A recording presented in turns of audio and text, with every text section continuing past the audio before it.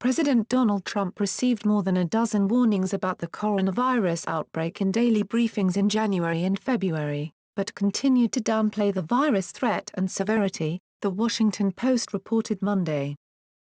Citing current and former U.S. officials, the paper reported that the warnings came in the president's daily brief, a summary of intelligence reports from the various agencies, which track the virus proliferation, highlighted China's inaccurate characterization of the disease and its death toll and warned of potential widespread ramifications related to the pandemic.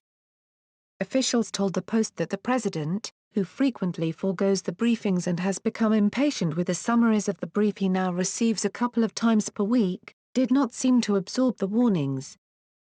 They added that focused efforts tracking the virus were on par with prior instances of monitoring security threats, including active terrorism and international clashes. An official in the Office of the Director of National Intelligence, which manages the briefing, told the Post that the detail of this is not true, and declined to explain or elaborate. CNN has reached out to the Office of the Director of National Intelligence for comment.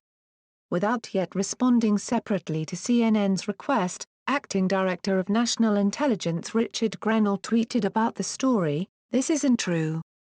White House Deputy Press Secretary Hogan Gidley in a statement to CNN asserted that Trump had taken decisive action early on in the pandemic.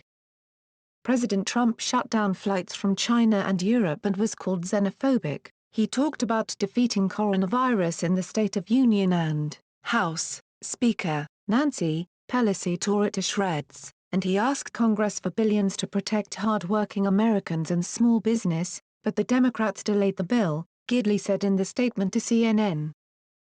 U.S. officials told the Post that the briefings included both overarching reports on elements of the worldwide state of the pandemic, as well as more concise accounts on the virus status. The news builds on prior reporting that officials have prepared information and attempted to convey it to the president for months. Intelligence U.S. spy agencies were tracking the rise of the novel coronavirus as early as November, weeks before that information was included in Trump's daily intelligence briefing, a former U.S. military official told CNN.